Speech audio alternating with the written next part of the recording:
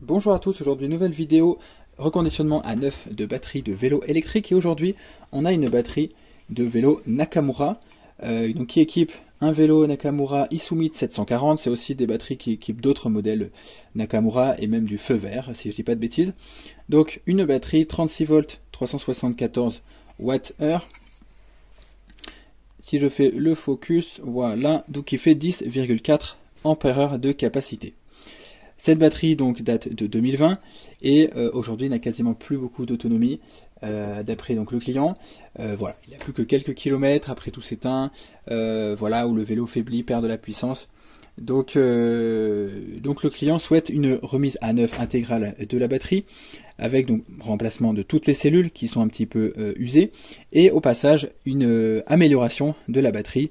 Donc remplacer toutes les cellules existantes par des cellules de qualité supérieure et de capacité supérieure, telles que par exemple, vous pouvez voir ici, donc du Samsung 35E par exemple, ou du LG MG1 qui est l'équivalent côté LG, pardon. Donc voilà, que des marques de qualité qui permettent donc de passer donc de cellules qui ont 2600 mAh de capacité à des cellules de 3500 mAh de capacité et donc de passer sur une batterie 14 ampères-heure, soit plus de 500 Wh, ce qui fait donc un gain d'autonomie de presque la moitié, voilà, en plus. Donc c'est quand même conséquent pour une batterie relativement fine et voilà, assez petite en termes de format. Donc je vais donc vous montrer ça dans cette vidéo, les différentes étapes. Donc ça va être une fabrication sur mesure, un assemblage des éléments avec un format donc qui respecte évidemment celui d'origine. À savoir que cette batterie c'est une 10S 4P. Si je fais le focus, si ça veut bien, voilà. Donc à chaque fois, chaque élément est constitué de 4 cellules. Voilà, 4 autres cellules ici. Et au total, donc on a 40 cellules, 4 x 10. 10 éléments en série constitués chacun de 4 cellules en parallèle. 4 cellules de chacune 2600 mAh de capacité, ce qui nous fait donc au total 4 x 2,6 égale 10,4 ampères-heure de capacité, le compte y est. Et si j'associe du coup 40 cellules de 3500 mAh de capacité, et bien ça nous donnera 14 ampères de capacité, plus d'autonomie et plus de qualité aussi, puisque le choix des cellules fait aussi la longévité de la batterie, évidemment à condition qu'elle soit bien entretenue par l'utilisateur. Voilà, donc ceci étant dit, je vais attaquer donc le travail de fabrication sur mesure d'un assemblage avec ces cellules-là, et je vous retrouve donc un petit peu plus tard.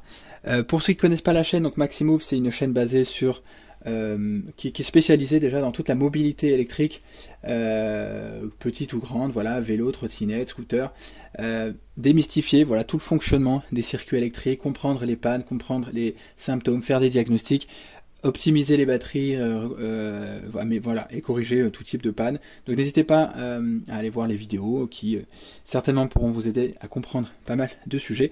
N'hésitez pas à aller sur le site www.vandoxybatterie.com pour toutes vos réparations, reconditionnement de batterie, quel que soit le modèle, trottinette, vélo, scooter, etc. N'hésitez pas à aller faire un tour dessus, et si vous avez voilà, des besoins en reconditionnement, remise à neuf, réparation de batterie, eh bien vous pouvez aussi me contacter par mes réseaux, soit via Instagram, Facebook, ou également par mail. Tous les liens donc sont en description. Voilà, donc ceci étant dit, et bien sûr abonnez-vous pour supporter voilà, le projet, la démarche qui est à la fois économique, écologique, technique aussi. Et puis je vous retrouve dès que mon préassemblage est fait. Alors, voici donc notre nouvel assemblage sur mesure. Mon préassemblage, pour l'instant on a 5 modules qui ne sont pas encore rattachés donc les uns aux autres.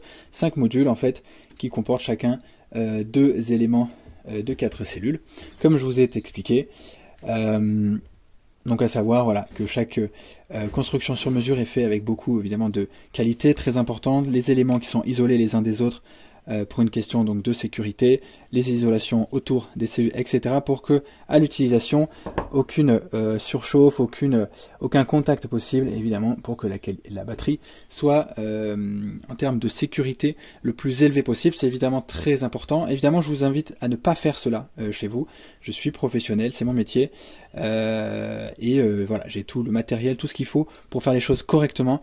Une batterie ne doit pas être bricolée, n'intervenez pas, n'ouvrez pas votre batterie, n'essayez pas de changer les éléments ou faire quoi que ce soit dessus sans une parfaite maîtrise de la chose.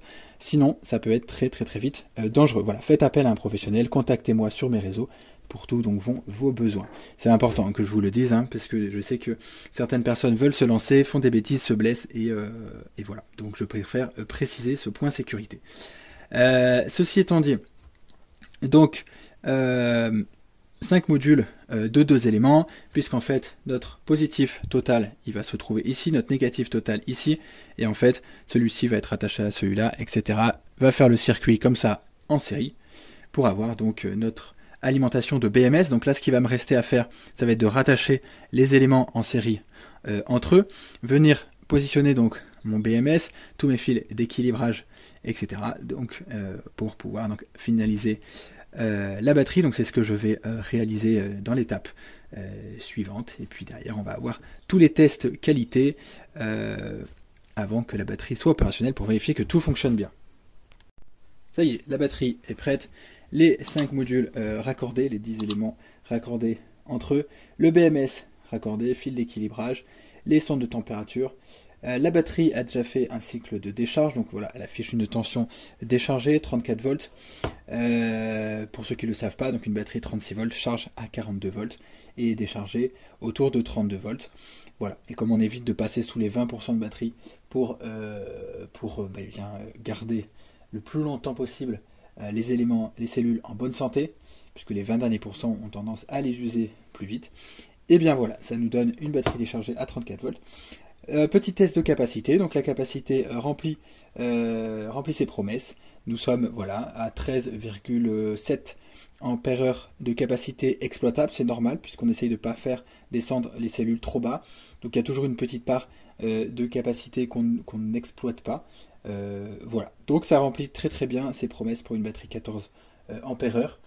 Voilà, évidemment, donc là on est sur du 14 ampères-heure pour ce format de batterie. Alors il y a des batteries Nakamura qui elles sont pas en 10S4P mais en 10S5P, c'est-à-dire que bon, la batterie est un petit peu plus volumineuse, il y a un peu plus de cellules, et donc sur le même principe on va pouvoir monter à 17,5 ampères-heure voire 20 ampères-heure pour d'autres batteries.